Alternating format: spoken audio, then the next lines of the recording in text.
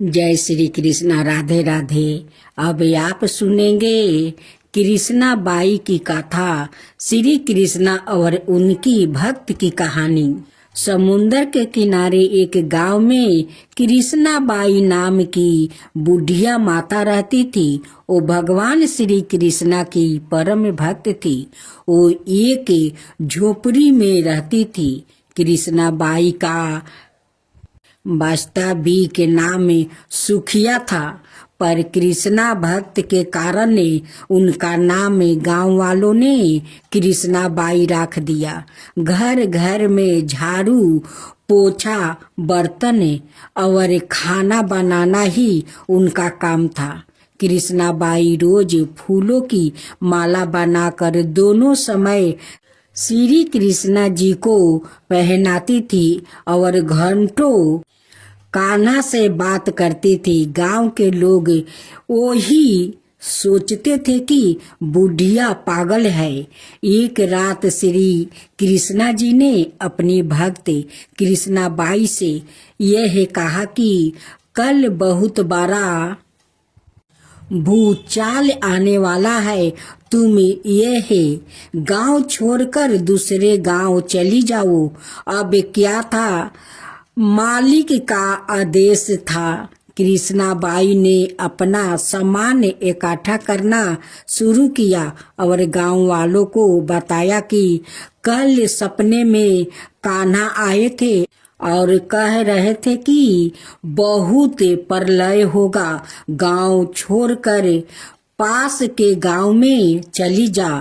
अब लोग कहाँ उस बुढ़िया पागल की बात मानने वाले थे। जो सुनता वही जोर जोर ठहाके लगाता। इतने में बाई ने एक बैलगाड़ी मंगवाई और अपने कान्हा की मूर्ति ली और सामान की गठरी बांधकर गाड़ी में बैठ गई और लोग उसकी मूर्खता पर हंसते रहे। बाई जाने लगी। अपने गांव की सीमा पार कर आगे गांव में प्रवेश करने ही वाली थी कि उसे कृष्णा की आवाज आई, अरे पगली, जा अपनी झोपड़ी में से ओ सुई ले आ जिसे तू माला बनाकर मुझे पहनाती है। यह सुनकर बाई बेचैन हो गई और तड़प गई कि मुझसे यह भारी भूल कैसे हो गई। अब मैं कान्हा की माला कैसे बनाऊंगी। उसने गाड़ी वाले को वहां रोका और बदवा से अपने झोपड़ी की तरफ भागी। गांव वालों उसके पागलपन को देखते और खूब मजाक उड़ाते रहे। बाई ने झोपड़ी के तिनकों में से फंसी हुई सुई को निकाला और फिर पागलों की तरह दौड़ते हुए गाड़ी के पास आई।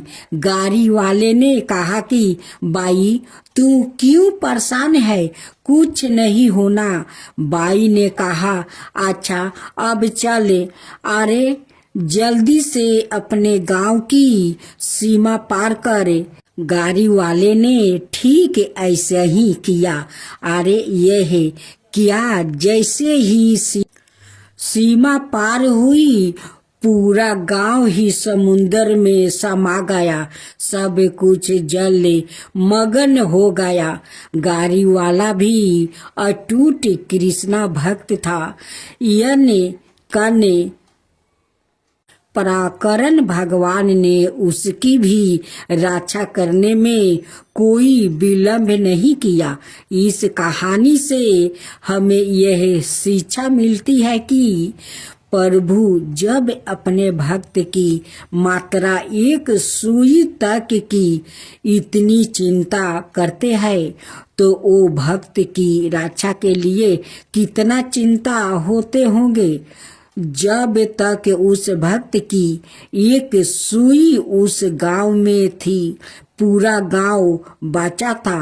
इसलिए कहा जाता है कि बड़ी बदरिया पाप की बरसाने लगे, अंगारे संत ना होते, जगत में जल जाता संसार अर्थात अगर इस दुनिया में संत ये में अच्छे व्याकित ना होते तो यह संसार कब का समाप्त हो गया होता। तो भक्त जनों, बड़े बड़े लोग कहते आए हैं भक्त के बस में है भगवान, यह बात बिल्कुल सच है। अगर हम दिल से उसको मानते हैं तो भगवान हमारे हमेशा साथ रहता है, हर काम में हमारा साथ बैठता है। आपने बहुत कहानी सुनी होगी जिसमें भगवान उनके साथ उनके हर काम में हाथ बटाते हैं। जैसे ब्रह्मानंद गुरु जब सिर पर गठर लेकर आते हैं तो उनका गठर अपने आप उनके सिर से ऊपर उठ कर आता था। उसी प्रकार कृष्णा भक्त जानाबाई जब घर का काम करती थी और काम करते समय भगवान के भजन करती थी, तो जब वो थक जाती थी तो उसका आधा काम खुद भगवान करते थे। इसी तरह नरसी भक्त की बेटी का भात भगवान खुद आकर भरते हैं। दोस्तों, भगवान तो हमेशा हमारे साथ है, बस वो तो हमारी श्रद्धा देखता है कि कितनी है। ऐसी ही घटना आज एक बुढ़िया की मैं आपको बताती हूँ। एक बुढ़िया गुरु गोरखनाथ के दर्शन करने आती है। जाते समय एक दुकानदार की दुकान से वो गुरु गोरखनाथ की मूर्ति चुरा लेती है। जब वो मूर्ति चुरा कर थोड़ी दूर चलती है तो उसकी आत्मा उसे कोसती है और वो आगे नहीं चल पाती है।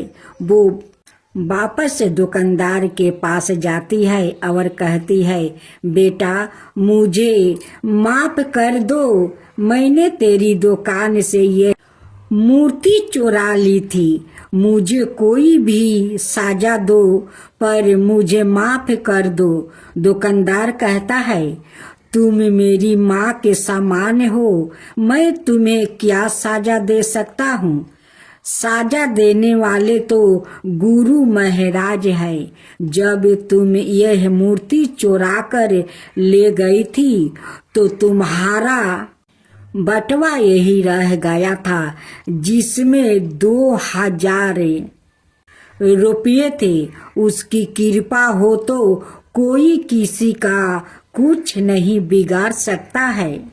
उसके बाद बुढ़िया माँ कहती है, मैं ये पैसा तुझसे नहीं लूंगी, ये पैसा तेरे है, मुझे आज मेरे गुरुजी मिल गया है। वो बहुत खुश होती है और घर चली जाती है। वो हर रोज खाना खाने से पहले गुरु गोरखनाथ को खाना खिलाती है, नहलाती है, कपड़े बदलती है, हर रोज ऐसे ही पूजा करती है। एक दिन वो बीमार हो जाती है और अपनी बहू को गुरु की सेवा करने को कहती है। उसके बाद उसकी बहू के हाथ में मूर्ति छूट जाती है तो बुढ़िया माँ रोने लगती है और जिद करने लगती है, डॉक्टर को बुला कर लेकर आओ, गुरु को चोट लग गई है। जब वो बहुत समझने के बाद भी नहीं मानती, उसका वहम खत्म करने के लिए उसका बेटा डॉक्टर को बुला कर लाता है। डॉक्टर आता है और जब वो उसका वहम मिटाने के लिए मशीन लगा कर देखता है तो मूर्ति का दिल धड़कने लगता है। डॉक्टर बहुत घबरा जाता है और बार बार मशीन लगाकर देखता है, तभी भी ऐसे ही धक धक की आवाज आती है।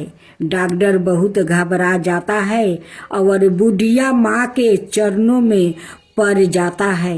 दोस्तों, सच्ची भक्त हो तो आपने भक्तों की लाज बचाने के लिए भगवान जरूर आता है। ऐसी ही और कहानियों पढ़ने के लिए नीचे दिए गई लिंक पर करें। अब आप सुने दूसरा कहानी।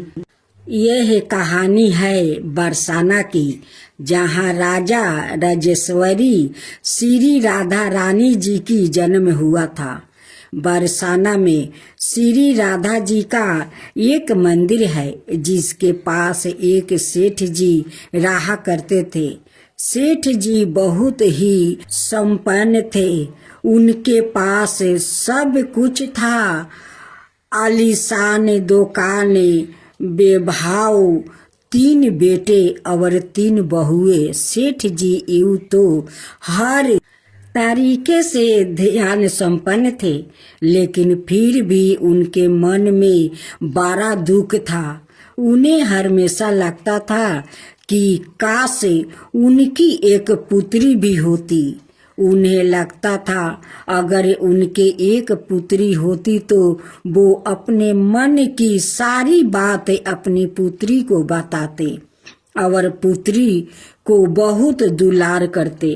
कुछ समय पहले सेठ जी की पत्नी का देहांत हो गया था, इसलिए सेठ जी बहुत अकेलापन महसूस करते थे। सेठ जी हमेशा अपने घर के पास स्थित मंदिर में श्री राधा जी के दर्शन करने जाया करते थे। एक दिन जब सेठ जी मंदिर में श्री राधा जी के दर्शन करने गया, उस दिन मंदिर में एक संत पधारे।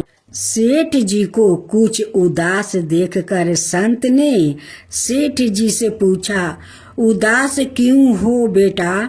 सेठ जी बोले, महाराज, मेरे कोई बेटी नहीं है, इसलिए मैं उदास हूँ। संत मुस्कुराया और बोले, यदि जीवन में किसी का अभाव है तो उसकी जगह भगवान को बिठा लेना चाहिए। सेठ जी बोले, महाराज, मेरे तो कोई बेटी नहीं है, तो मुझे क्या करना चाहिए? संत बोले, अरे सेठ, जब तुम्हें बरसाने का पास मिला है तो तुम बरसाने की बेटी श्री राधा जी को ही अपनी बेटी क्यों नहीं मान लेते हो? संत की यह बात सेठ जी को बहुत पसंद आई।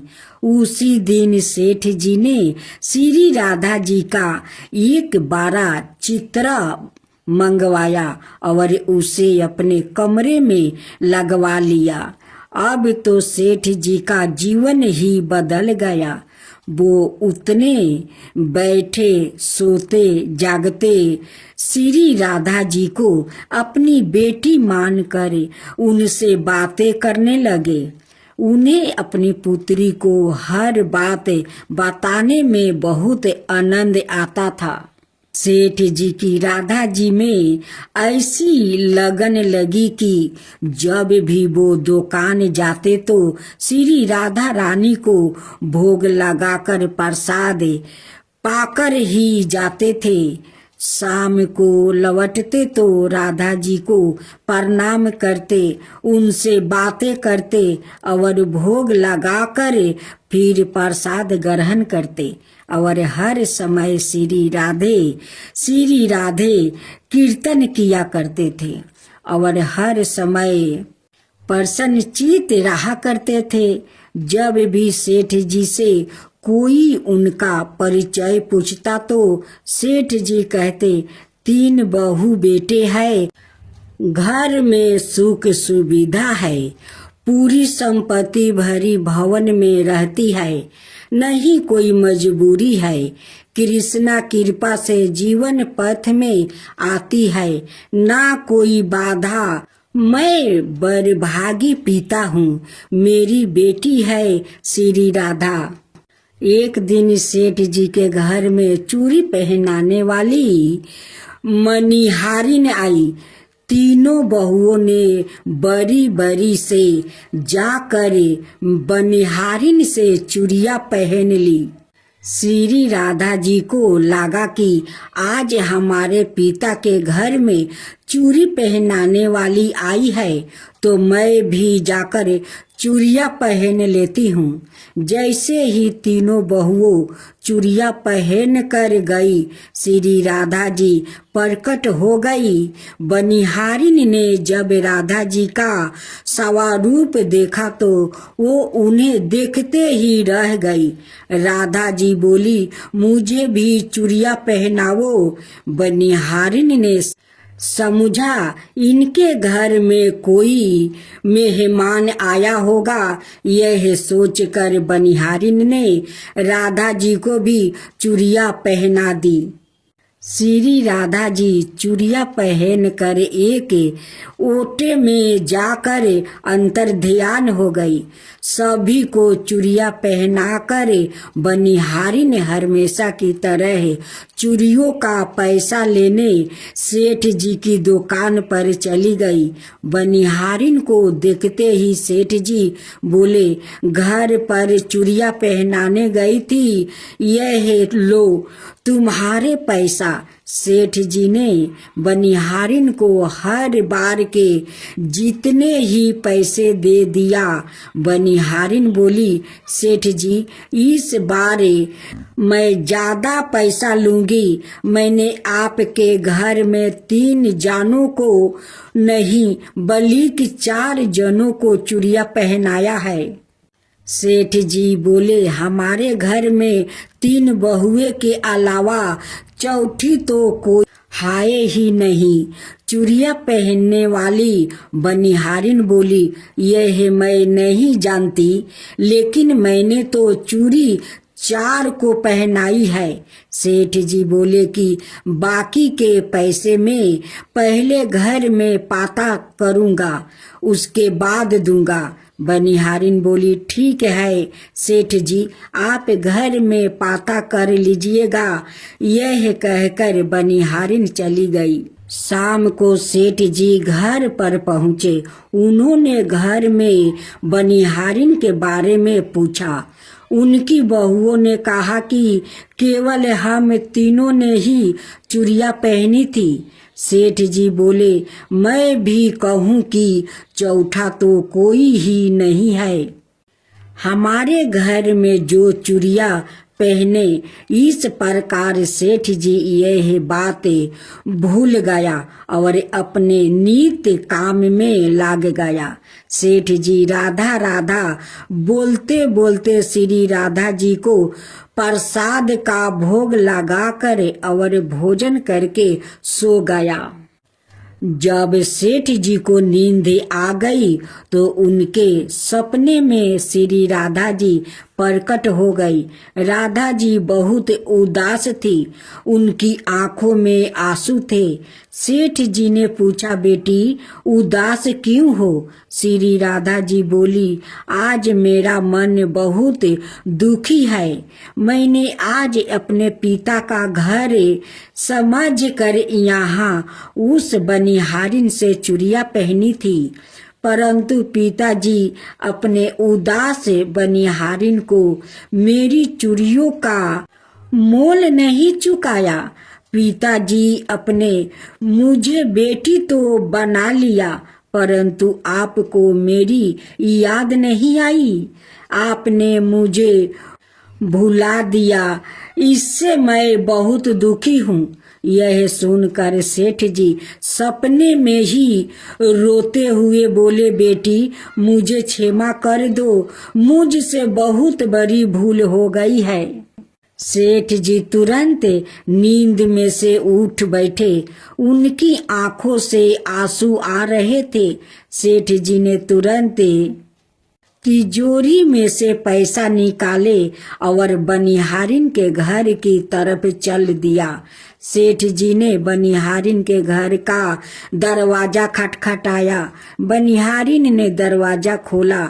सेठ जी, आप इतनी रात को? सेठ जी को अपने घर पर देखकर बनिहारिन चौंक गई।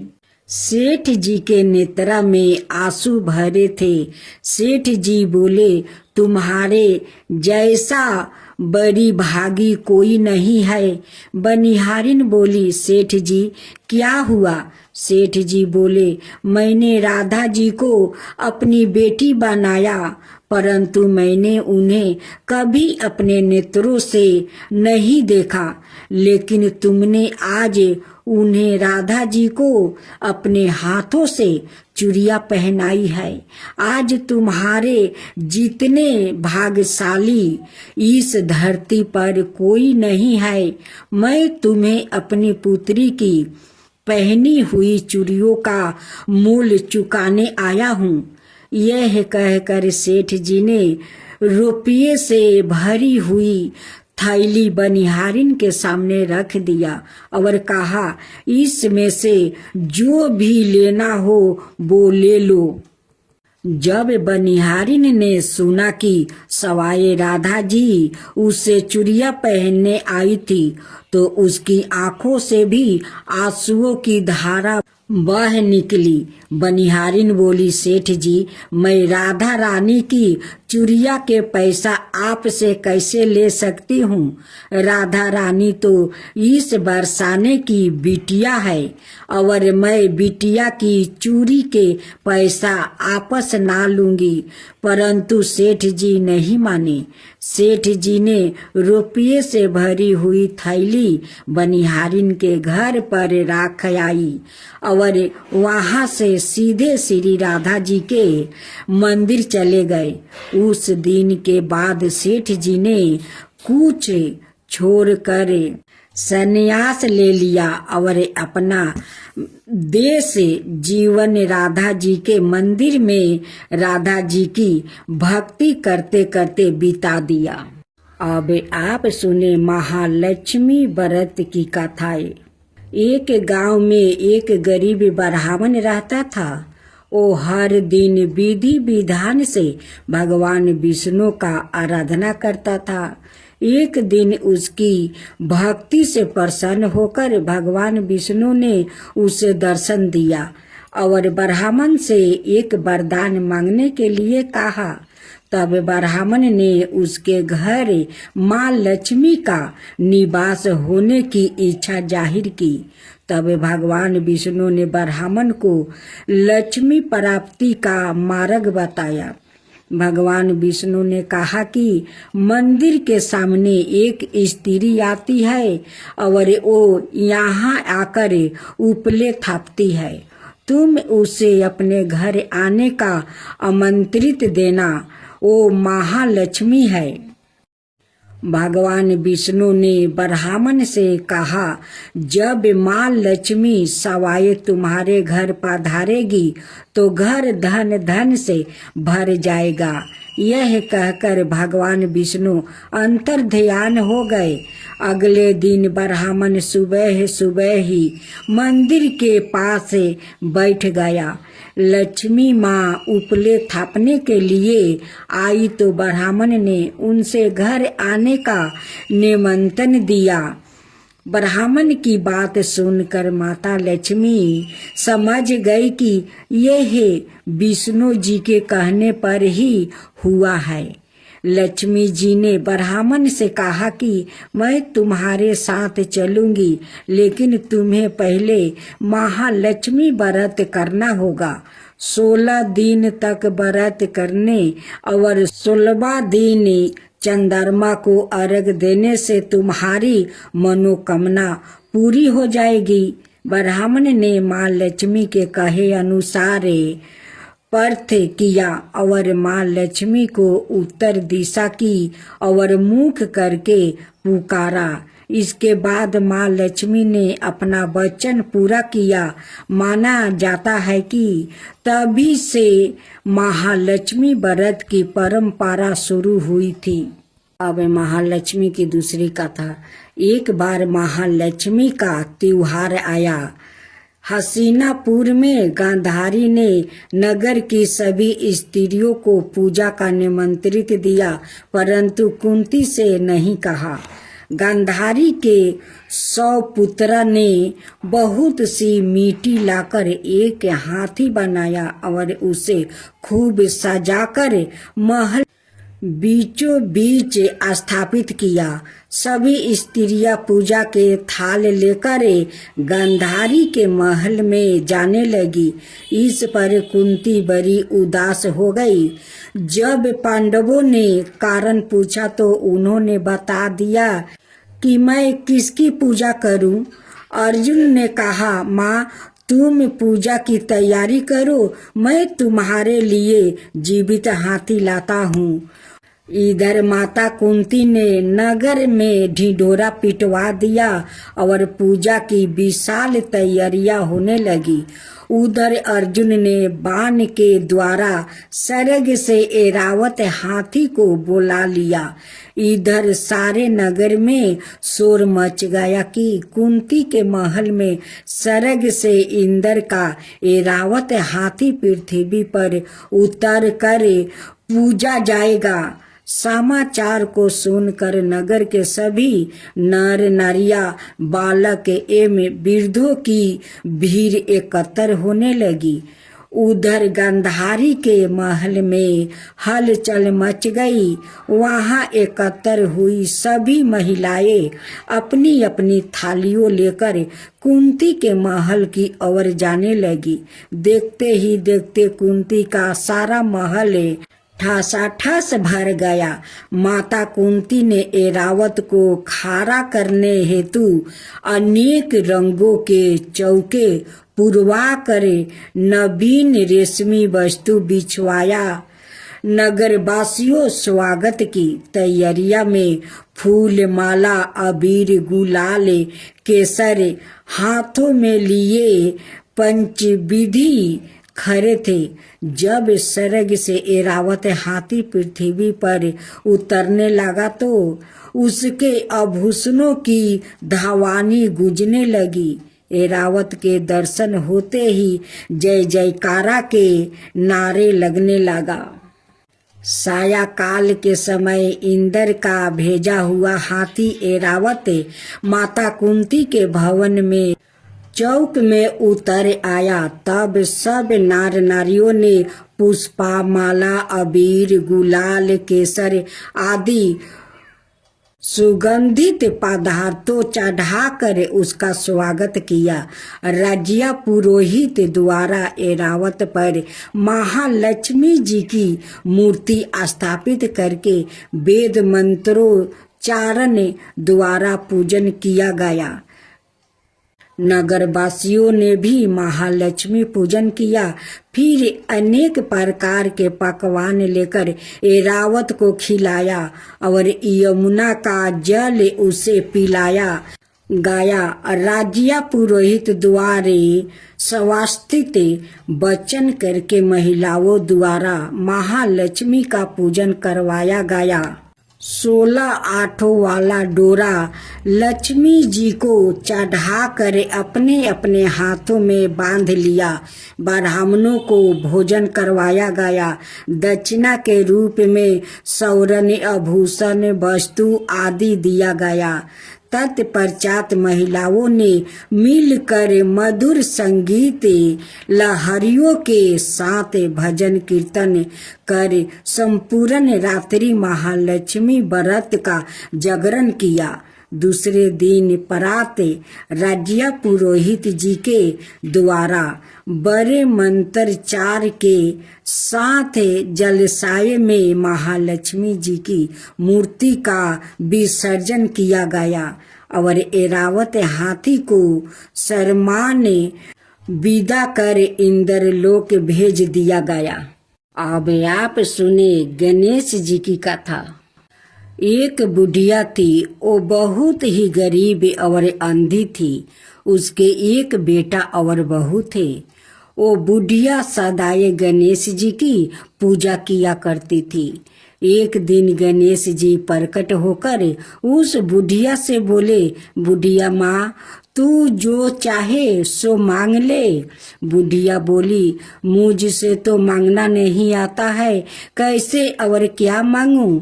तब गणेश जी बोले, अपने बहू बेटे से पूछ कर मांग ले। तब बुढ़िया ने अपने बेटे से कहा कि गणेश जी कहते हैं, तू कुछ मांग ले, बता मैं क्या मांगू। पुत्र ने कहा, माँ तू धन मांग ले। बहू से पूछा तो बहू ने कहा, नाती मांग लो। तब बुढ़िया ने सोचा कि यह तो अपने अपने मतलब की बात कर रहे हैं। अतः उस बुढ़िया ने पड़ोसिन से पूछा तो उन्होंने कहा, बुढ़िया तू तो थोड़ी दिन जिएगी, क्यों तू धन मांगे और क्यों तू नाती मांगे। तू तो अपनी आंखें की रोशनी मांग ले, जिससे तेरी जिंदगी आराम से कट जाए।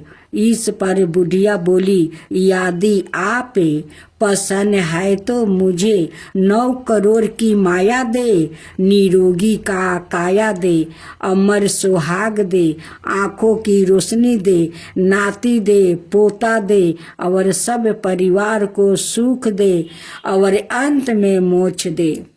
यह सुनकर तब गणेश जी बोले, बुढ़िया माँ, तूने तो हमें ठगा लिया, फिर भी जो तूने मांगा है वचन के अनुसार सब तुझे मिलेगा। और यह कहकर गणेश जी अंतर्ध्यान हो गए। उधर बुढ़िया माँ ने जो कुछ मांगा वो सब कुछ मिल गया। हे गणेश जी महाराज, जैसे तुमने उस बुढ़िया माँ को सब कुछ दिया वैसा ही सबको देना। तो बोलो गणेश भगवान की जय, गणेश भगवान की जय। अब सुने तुलसी माता की कथा। एक कन्या थी। जब वो थोड़ी बड़ी हुई और उसका समझ आने लगी, तब से ही वो तुलसी माता जी की पूजा करने लगी। उसके प्रतिदिन का नियम था कि तुलसी माता जी का पूजा करने के बाद ही खाना खाती थी। जब वो कन्या शादी के लायक हुई, तब उसके माता पिता ने उसकी शादी करवा दी। कन्या को उसके माता पिता ने दहेज में भी एक तुलसी का गमला दिया। ससुराल में वो प्रतिदिन सवेरे उठती ही पूजा करती, फिर उसके बाद ही खाना खाने बैठती थी। उसकी 2 जेठानियां थी, वो दोनों उसका मजाक उड़ाती थी कि बड़ी नियम धर्म वाली बनती है। उन दोनों को उनसे बहुत ईर्ष्या होती थी, इसलिए वो दोनों तुलसी जी का गमला छुपा देती। वो कन्या बड़ी मुश्किल से गमला ढूंढ कर लाती, अच्छे से पूजा करती और फिर खाना खाती।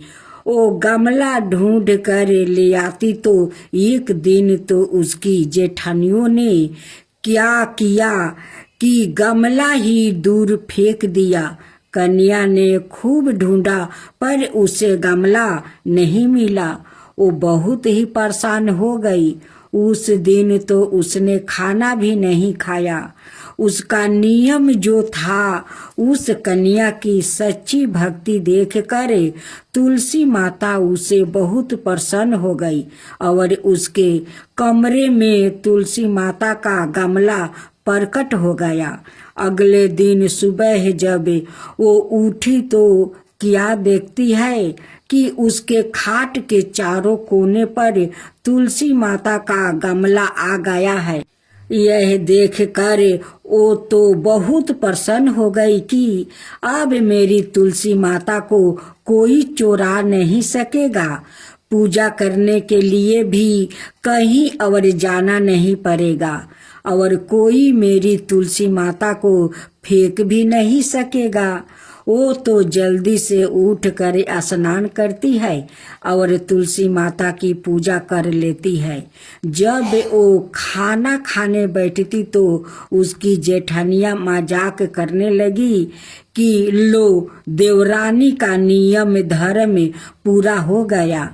उससे पूछती है कि तुलसी जी की पूजा कर ली क्या? देवरानी धीरे से बोलती है, हाँ कर ली। जेठानिया बोलती है, कहाँ से कर ली? पूजा गमला तो फेंक दिया था। देवरानी कहती है कि देख लो मेरे कमरे में खाट पर तुलसी जी लग रही है। जेठनिया बहुत शर्मिंदा हुई और बोली कि देवरानी तेरी भक्ति सच्ची है, हमने तुझे बहुत परेशान कर रखा है, हमें माफ कर दे। देवरानी उन्हें माफ कर देती है। बोलो तुलसी माता की जय, तुलसी माता की जय।